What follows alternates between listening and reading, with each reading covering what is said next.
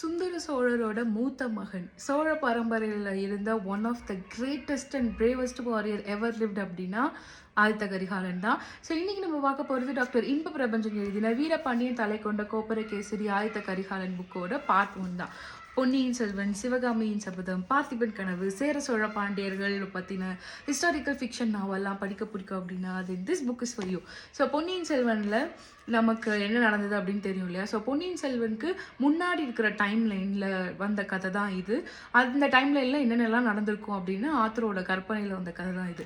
சோழன் தலை கொண்ட வீரபாண்டியன் அப்படின்னு ஒரு வரலாற்று குறிப்பு இருக்குது. அது என்னன்னா, ஒரு வீரபாண்டியன் மன்னன் இருக்கார் இல்லையா, அவர் பராந்தக சோழரோட மகனான உத்தமசிலியை ஒரு போரில் ஜெயிச்சிருப்பாரு. ஜெயிச்சுட்டு அந்த உத்தமசிலியோட தலையை கொண்டு போயிடுவார் அவர். ஸோ அதனால அவருக்கு பேரே என்னன்னா சோழன் தலை கொண்ட வீரபாண்டியன் அப்படின்னு இருக்கும். ஸோ அவரை போரில் ஜெயிச்சு அதுக்கப்புறம் வரவர் தான் ஆதித்த கரிகாலன். அதனால தான் அவருக்கு இந்த பேர் வந்திருக்கும், வீரபாண்டியன் தலை கொண்ட கோப்பர கேசரி ஆதித்த கரிகாலன். ஸோ இந்த அவங்களோட அடைமொழி இருக்குல்ல, இது எல்லாமே ஹிஸ்ட்ரியிலே இருக்குது. ஸோ இதை பேஸ் பண்ணி எழுதப்பட்ட புனைவு நாவல் தான் இது. ஸோ ஆதித்த கரிகாலன் எப்படி அந்த போரில் ஜெயிச்சிருப்பாரு, எப்படி சோழர்கள் பாண்டியர்களை ஜெயிச்சிருப்பாங்க அப்படிங்கிற ஒரு கற்பனை கதை தான் இது. நான் ஆல்ரெடி சொன்ன மாதிரி இது பொன்னியின் செல்வனுக்கு முன்னாடி இருக்கிற டைம் லைன். ஸோ பொன்னியின் செல்வன்கிட்ட நமக்கு பரிச்சயமான கதாபாத்திரங்கள் இருக்காங்க இல்லையா, வந்தியத்தேவன், நந்தினி, குந்தவை, அதுக்கப்புறம் நம்ம நம்பி, அதில் நமக்கு பரிச்சயமான அத்தனை கதாபாத்திரங்களும் இதுலேயும் வராங்க. பட் ஜஸ்ட் வந்துட்டு போகாமல் அவங்க ஒவ்வொருத்தருக்கும் ஒரு ஸ்ட்ராங் கேரக்டர் இருக்கும்ல. இப்போ குந்தவைனா பிளான் பண்ணுறது, அதுக்கப்புறம் வானதிக்கும் இதில் வராங்க, அருள்மொழிவர்மர், ஒவ்வொருத்தருக்கும் ஒரு ஸ்ட்ராங் ஷூட் இருக்கும் இல்லையா. ஸோ அவங்களோட அந்த ஸ்ட்ராங் பொட்டென்ஷியல் எல்லாமே இந்த போருக்கு எப்படி யூஸ் ஆகுதுங்கிறத அழகாக இவர் கொண்டு போயிருப்பார்.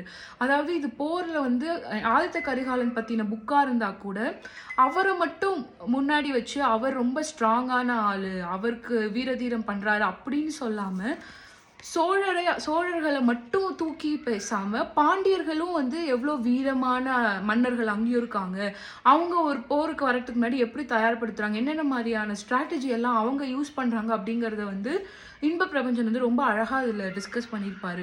ஜென்ரலாகவே நம்ம இந்த மாதிரி புக்கு படிக்கிறப்போ யார் ஜெயிப்பாங்கங்கிறது நமக்கு முன்னாடியே தெரியும். நமக்கு அந்த ஸ்டோரி ஃப்ளோ தான் ரொம்ப முக்கியமே. இப்போ இந்த கதை தலைப்பு பார்த்தாலே நமக்கு தெரியும், ஆதித்த கரிகாலன் வீரபாண்டியனை ஜெயிக்க போறாங்கிறது தான் கதையே. ஆனால் அது எப்படி நடக்குது, அந்த சுவாரஸ்யமான எலிமெண்ட்ஸ் தான் ஒரு ஒரு ரீடர்ஸ்க்கு ஒரு நல்ல ரீடிங் எக்ஸ்பீரியன்ஸை கொடுக்கும். ஸோ இந்த புக்கில் எனக்கு ரொம்ப ரொம்ப நான் ரசித்த ஒரு விஷயம் என்னென்னா போர்க்காட்சிகள். எனக்கு இப்போ வர ஹிஸ்டாரிக்கல் ஃபிக்ஷனில் போர்க்காட்சிகள் படிக்கிறப்போ எப்படி இருக்குன்னா, ரொம்ப மோனோட்டானஸாக திரும்ப திரும்ப வாள் வீச்சு படைக்கு போகிறாங்க, வராங்க, இவங்க ஜெயிக்கிறாங்க. அதாவது ஒரு சைடையே ரொம்ப ஒசத்தி காமிச்சிட்டு இன்னொரு சைடை கொஞ்சம் இதுவாகவே காமிப்பாங்க. ஆனால் இதில் அப்படி இல்லாமல் ரெண்டு சைடில் இருக்கிற ஸ்ட்ராட்டஜிஸ், அதாவது ஒரு நாளும் அவங்க ஒரு வியூகம் யூஸ் பண்ணுறாங்க அந்த போரில். அந்த வியூகம் எல்லாம் அவர் எங்கேயோ ரெஃபர் பண்ணி தான் போட்டிருக்கலாம், இல்லை அவர் கற்பனையில் கூட இருந்திருக்கலாம். அந்த ஒரு வியூகமும் அவ்வளோ இன்ட்ரெஸ்டிங்காக இருக்குது. நமக்கு படிக்கும்போதே காட்சிகளாக விரியுது அது. ஸோ எனக்கு அந்த போர் காட்சிகள் வர அந்த 4-5 சாப்டர்ஸுமே எனக்கு ரொம்ப பிடிச்சிருந்தது. ஒரு நாள் முடியும் போதும் இவங்க அப்பர் ஹேண்டில் இருக்காங்க, எதனால் இவங்க அப்பர் ஹேண்டில் இருந்தாங்க, அந்த போர் முடிஞ்சு அவங்க எல்லாரும் உட்காந்து அனலைஸ் பண்ணுற விதம், இது எல்லாமே எனக்கு ரொம்ப பிடிச்சிருந்தது. இப்போ நம்ம படமாக பார்க்குறோம் அப்படின்னா எந்த இடத்துல என்ன சீன் நடக்குதுங்கிறது தெரியும். இப்போ இந்த மாதிரி சோழர் இதனாலே அஃப்கோர்ஸ் இலங்கை, தஞ்சை, சேவூர், பாண்டியர்களால மதுரை, அதுக்கப்புறம் பழையாறு, இந்த மாதிரி நிறைய இடங்கள்ல இந்த கதை போகும் இல்லையா. ஆனால் இந்த புக்கில் அந்த மாதிரி படிக்கிறப்போ நம்ம கன்ஃபியூஸே ஆகலை, இந்த இடத்துல இது நடக்குது அப்படின்னு ஒரு கிளாரிட்டியான ஒரு ஃப்ளோ ஆஃப் ரைட்டிங் இருக்குது. அண்ட் அங்கங்கே இதில் வர மெட்டஃபார்ஸ் எனக்கு ரொம்ப பிடிச்சிருந்தது. குட்டி குட்டியான டீட்டெயிலிங் நிறைய இருந்தது. அந்த மாதிரி ஒரு டீட்டெயிலிங் என்னதுன்னா, வீரபாண்டியன் மன்னர் உட்காந்துட்டு ஒரு காடு மாதிரி ஒரு இடம் அங்கே பார்த்துட்டு சும்மா வேடிக்கை பார்த்துட்டு இருப்பாரு. அங்கே ஒரு குளம் இருக்கும். அந்த குளத்துல தண்ணி குடிக்கிறதுக்காக ஒரு புலி வருது. அது தண்ணி குடிச்சிட்டு பார்க்குறப்போ அங்கே குளத்துல ஒரு மீன் இருக்கும். புலி அந்த மீனை சாப்பிட்றதுக்கு ட்ரை பண்ணும், ஆனால் அதனால முடியாது. புலி ஒரு புதற்குள்ளே போய் ஒளிஞ்சுக்கும், ஓடிடும், புதற்குள்ளே போயிடும். ஸோ இதை வீரபாண்டியர் தூரத்துலேருந்து பார்த்துட்டு இருப்பாரு.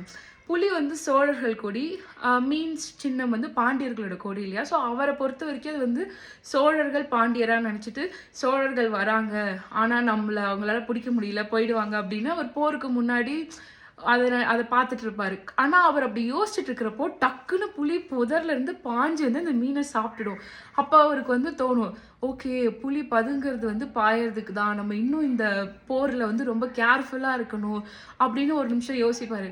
ஸோ இந்த மாதிரி அங்கங்க குட்டி குட்டியான டீட்டெயிலிங் இப்போ பொன்னியின் செல்வன் எடுத்துக்கிட்டிங்கன்னா ஒரு ஒரு கேரக்டருக்கும் ஒரு ஸ்ட்ராங் பர்சனாலிட்டி இருக்கும் இல்லையா? அந்த ஸ்ட்ராங் பர்சனாலிட்டி வந்து இந்த புக் வந்து ரொம்ப அழகாக அதுக்கு ஜஸ்டிஃபை பண்ணுற மாதிரி இருக்குன்னு தான் நான் சொல்லுவேன்.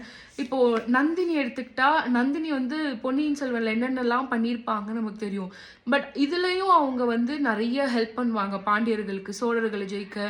ஆதித்த கரிகாலனை காப்பாற்றுறதா இவங்களை காப்பாற்றுறதான்னு ஒரு சூழ்நிலை வரும். ஸோ நந்தினி வந்து அந்த தவிப்பு, அந்த சூழ்ச்சி, அந்த கன்னிங்னஸ், அவங்களோட கேரக்டர் ட்ரெயிட் வந்து இதில் அழகாக மெயின்டைன் ஆகும்.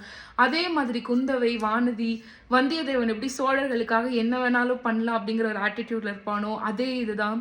ஸோ நமக்கு இந்த கதை வந்து பரிச்சயமான கதாபாத்திரங்கள் இருக்கிறதுனால இன்னுமே நமக்கு வந்து இதை புரிஞ்சுக்கிறதுக்கு ரொம்ப ஈஸியாக இருக்குது. ஸோ பொன்னியின் செல்வன் வந்து படித்தாதான் இந்த புக்கு படிக்கணும் அப்படிலாம் இல்லை. நீங்கள் பொன்னியின் செல்வன் படிக்கல, படம் பார்க்கலனா கூட இந்த புக்கு உங்களுக்கு படித்தா ஆக்சுவலாக புரியும்.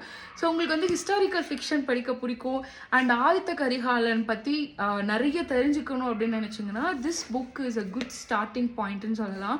எனக்கு இந்த புக்கில் ரொம்ப பிடிச்சது வந்து ரைட்டிங் ஸ்டைல் அண்ட் ஸ்டோரியோட ஃப்ளோ. யாராக இருந்தாலும் இந்த புக்கை எடுத்தால் லிட்ரலி ஒன் கோவில் வந்து படித்து முடிச்சிடலாம். அவ்வளோ ஃபாஸ்ட் பேஸ்டு ரைட்டிங், எங்கேயுமே போர் அடிக்காமல். நான் சொன்ன மாதிரி நிறைய குட்டி குட்டி டீட்டெயிலிங் இருக்குது. இது ஒரு போர் தான், இவங்க தான் ஜெயிக்க போகிறாங்க அப்படின்னு நமக்கு தலைப்புள்ளே தெரிஞ்ச ஒரு விஷயத்த இவ்வளோ சுவாரஸ்யமாக கொண்டு போகிறது வந்து it's not an easy thing. Inba Prabanjan has done a great job. So உங்களுக்கு இந்த புக்கு படிக்கணும் அப்படின்னா நீங்கள் வந்து கீழே கேப்ஷனில் இருக்கிற டீட்டெயில்ஸ் எல்லாம் செக் பண்ணுங்கள். Happy reading. பை.